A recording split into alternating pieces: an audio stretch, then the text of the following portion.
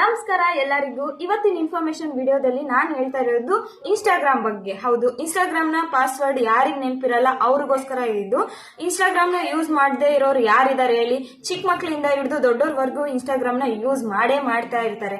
ಆದ್ರೆ ಕೆಲವೊಬ್ರಿಗೆ ಪಾಸ್ವರ್ಡ್ ನೆನಪಿರುತ್ತೆ, ಕೆಲವೊಬ್ರಿಗೆ ನೆನಪಿರಲ್ಲ. 99% ಜನರಿಗೆ ಇದೇ ಒಂದು ಪ್ರಾಬ್ಲಮ್ ಆಗಿದೆ. ಇನ್ಸ್ಟಾಗ್ರಾಮ್ ಅಲ್ಲಿ ಪಾಸ್ವರ್ಡ್ ಯಾವ ತರ ನಾವು ಚೆಕ್ ಮಾಡಬೇಕು ಮರ್ತೋಗಿದ್ರೆ ಅನ್ನೋರ್ಗೆ ಈ ವಿಡಿಯೋ. ಫರ್ಗೆಟ್ ನೋಡ್ದು ಪಾಸ್ವರ್ಡ್ ನ ಕ್ರಿಯೇಟ್ ಮಾಡೋರ್ಗೆ ಈ ವಿಡಿಯೋ ಮಾಡ್ತಾ ಇದ್ದೀನಿ.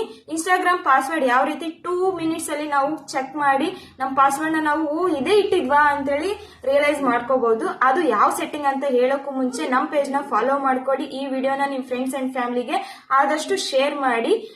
ಈಗ ಬನ್ನಿ ಸೆಟ್ಟಿಂಗ್ ನ ಯಾವ್ದಂತ ನೋಡೋಣ. ಮೊದಲೇದಾಗಿ ನೀವು ನಿಮ್ಮ ಮೊಬೈಲ್ ಅಲ್ಲಿ ಸೆಟ್ಟಿಂಗ್ಸ್ ನಲ್ಲಿ ಹೋಗಿ ಹೋದ್ಮೇಲೆ ಸ್ಕ್ರೋಲ್ ಮಾಡಿದ್ರೆ ಗೂಗಲ್ ಅಂತ ಕಾಣಿಸುತ್ತೆ. ಇಲ್ಲಿ ಗೂಗಲ್ ಮೇಲೆ ಕ್ಲಿಕ್ ಮಾಡ್ಕೊಳ್ಳಿ.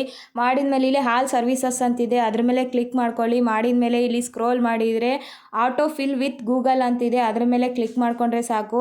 ನಿಮಗೆ ಗೂಗಲ್ ಪಾಸ್ವರ್ಡ್ ಮ್ಯಾನೇಜರ್ ಅಂತ ಕಾಣಿಸುತ್ತೆ, ಅದ್ರ ಮೇಲೆ ಕ್ಲಿಕ್ ಮಾಡ್ಕೋಬಿಡಿ.